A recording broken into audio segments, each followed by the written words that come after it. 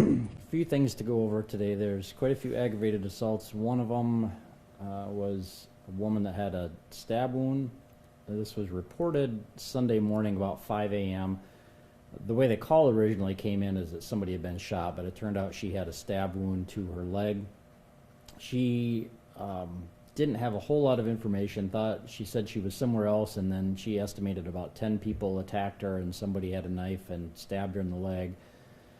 Didn't have a whole lot to do, or a whole lot of details on that. We think that we located the area near 14th Street and Summit, like in the 500 block of West 14th Street. There had been a call there early Sunday morning about 4 a.m. There was a gunshot call. Ended up talking to some people, and nobody heard any gunshots. There was a bullet that was found, but no reports of the gunshots, so we're not sure where that initial call came from. There was some blood on the ground, and we believe that that was probably the location where the stabbing took place. So we, I guess, kind of operating on the assumption that those two are linked, but we don't really know who was involved. The victim, the injury was a non-life-threatening injury. Went to the hospital for treatment on that, but we're still trying to identify everybody who was there and maybe try to figure out what was going on or what led up to that. Let's see, we did have another guy that had a cut to his hand, and he just flat out said he wasn't going to say anything what happened. We had another stabbing. This was Saturday afternoon or evening around 6 p.m. This was in the 1500 block of West Russell Street. Our victim, it was at a motel. The victim showed up in the lobby with a wound to his head and to his chest. He gave some details, enough that officers were able to kind of figure out what happened, but there had been some type of dispute with he and another person. The suspect was actually found just a short distance away. The injuries the victim received initially were thought were life-threatening, and then once the initial exam took place, the doctor said it was non-life-threatening injuries. We don't know what the argument started over, but the suspect, the other man, was arrested for aggravated assault domestic. The two are related. Just the one charge on that. Do you want his name? His last name is Stoneman, Stoneman. First is Tristan, Tristan. No middle name. He's 21 from Sioux Falls. And the victim is 30 from Sioux Falls. The other aggravated assaults are essentially reports. There's a few other domestics, some strangulation cases, nothing of note from those.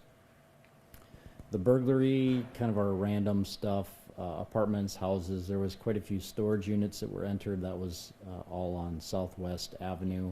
No suspects on that. Outside of that, it was just everything was kind of spread out.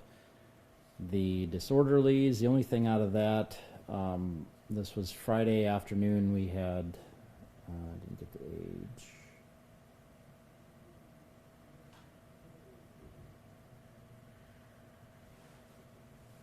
This was a 12-year-old girl that was walking home after school.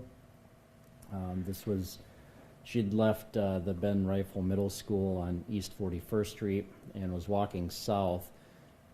She ended up, I think she was passing by, was on Faith. So she's walking on Faith Avenue. She thought she was in maybe the 3600 block, and then saw that there was a man, there was a truck or a van that she thought he may have been with, and then he started following her. She noticed that he was following and was a little concerned. She saw a woman that was at a community mailbox and walked towards the woman. As she got there, the guy caught up to her and made some comment about coming with her, and the woman then said to the guy that she wasn't going anywhere. The guy took off running, and then the girl ended up going home and reporting it to parents. We did have some officers, they had saw some home surveillance cameras in the area, and one of them was kind of in that area. They saw the girl walking but didn't see the guy, so we haven't had anything similar to this. The description, I know we've had some in the last maybe a couple of weeks ago, but the description was completely different from that. So there's other surveillance video in the area, so we'll work on getting that, but no other similar incidents. She didn't know the guy and didn't know what he wanted. The other disorderlies are essentially reports. Family disputes were more reports, a lot of protection order violations in there. Nothing big from the frauds. The larcenies I didn't have a chance to get to. We did have 3 guns that were stolen from cars. 2 of them were left unlocked. A third one, there was a rifle that was taken. They had the car locked, thankfully, but the window was broken and then the rifle was stolen. They were all in different parts of the city. Narcotics, didn't hear of anything big from those. The sex offense, that was a report. Simple assaults, quite a few of those, but nothing significant. The unattended death, those are all nothing suspicious, I guess, investigations. Vandalisms, I didn't have a chance to get to those.